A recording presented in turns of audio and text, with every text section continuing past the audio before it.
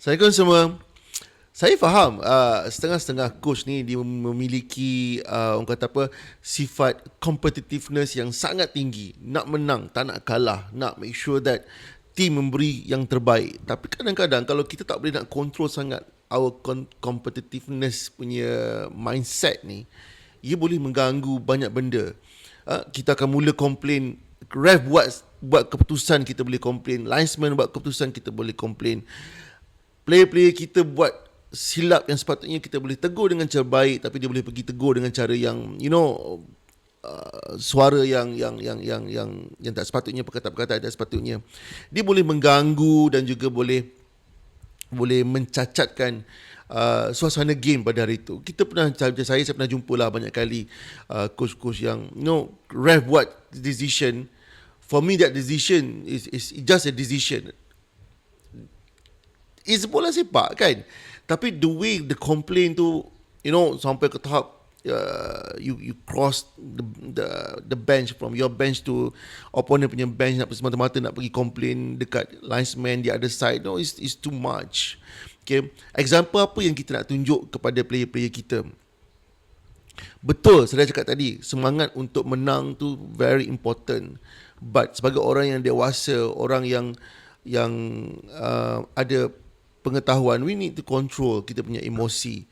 Okay, sebab kalau kita sebagai coach tak control kita punya emosi, dia boleh mempengaruhi parents kat luar sana, dia boleh mempengaruhi player-player yang kat luar sana untuk menambah provocation, and at the end suasana game yang sepatutnya jadi baik, jadi harmoni untuk kebaikan budak-budak, dia akan jadi suasana tegang. Because this is grassroots. It's not World Cup pun. Apa yang kita nak berdebat sangat, nak berlawan sangat dengan ref, dengan linesman. Not everything yang kita tengok betul. Kadang-kadang sudut pandang kita berbeza. Kita duduk sebelah sini, situasi berada di another side, dan kita kata offside padahal tak offside contohnya. It just saya punya view ialah respect lah. You nak bantah sikit-sikit tu ke, ref, what's going on, macam tu. Dan ref bagi dia punya verdict, that's it. Kita nak argue macam mana, nak argue apa sangat. Jadi kita nak tunjuk, at the end, kita ni is example to our kids, to our players. Okay, I really hope that my fellow coaches in the grassroots especially, kita control lah situasi ni. Kalau kita sebagai coach dah kena control. Kalau kita yang tak control, nak harapkan parents, nak harapkan orang lain, tak boleh. Because kita sepatutnya orang yang paling ada ilmu pengetahuan, yang memahami situasi. We need to do that. That's our responsibility during the game. Okay,